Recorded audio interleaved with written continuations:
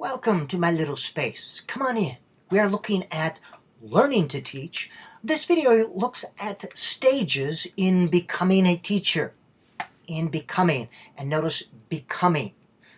You cannot create a finished teaching product in 4 semesters of teacher preparation courses. That is a myth. Oh, you finish them up in 4 semesters, they're all prepared, they do their student teaching, boom.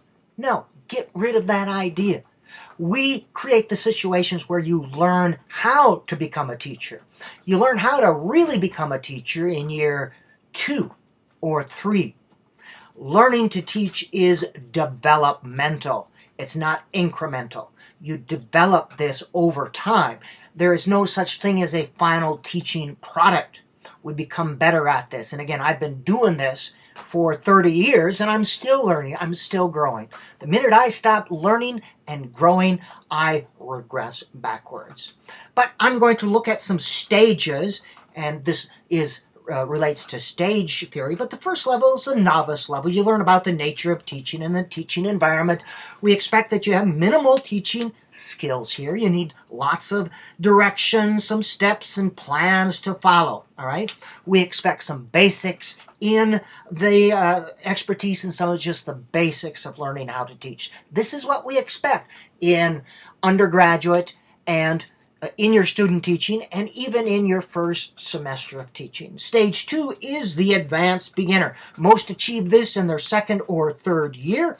Your experience is beginning to merge with your knowledge of teaching and learning. You use specific instances to make sense of learning theories. Oh, that's what Dr. Johnson was saying. Yeah, that makes sense. You're not always able to understand cause-effect relationships between teacher behavior and student performance or behavior. Not always able to make that cause-effect relationship. Stage 3 is a competence level. Not all teachers reach this, but it's about 4 or 5. I would say the majority of teachers reach this. Here, teachers make conscious choices about what they are going to do, what they are going to teach, and how they are going to teach. Of course, it's hard to reach this level if a district or a school or a government is mandating what you do, how you do it, mandating specific practices, specific curriculums, specific tests to teach to. And that's what we are doing, by the way, with this testing mania. We are de-skilling teachers. A teacher at this stage is able to set priorities, decide what skills and concepts are important and which ones can be skipped. You de-emphasize those standards or requirements that make absolutely no sense. And here's a little secret. Not all the standards make sense. Not all the skills in the scope and sequence chart are relevant or important. How many times in your adult life have you had to divide a word into syllables? How many times in your adult life has someone told you to go back and practice your handwriting? Stage 4, the proficient level, and about year 4 or 5, and this is just a guesstimate. A moderate number of teachers reach this level. Here you're able to use intuition, knowledge, and experience to plan, to make decisions. You're able to use a wealth of experience to help you decide what works best. Intuition.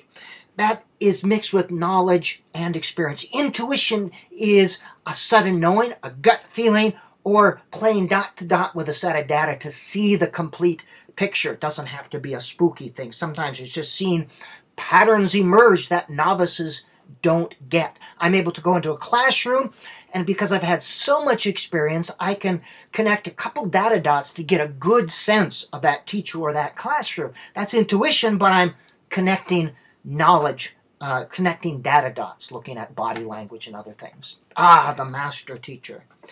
The master teacher is in control by not controlling. That paradox. Ah, grasshopper seems to know what's going on, but the master teacher creates structure, but does not have to control.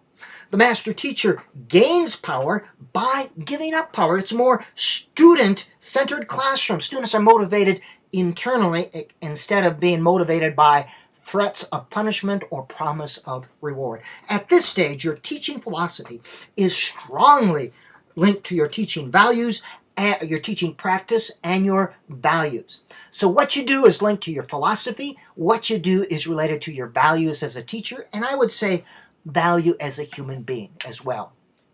All right, learning to teach. It is a developmental process that continues throughout your teaching career.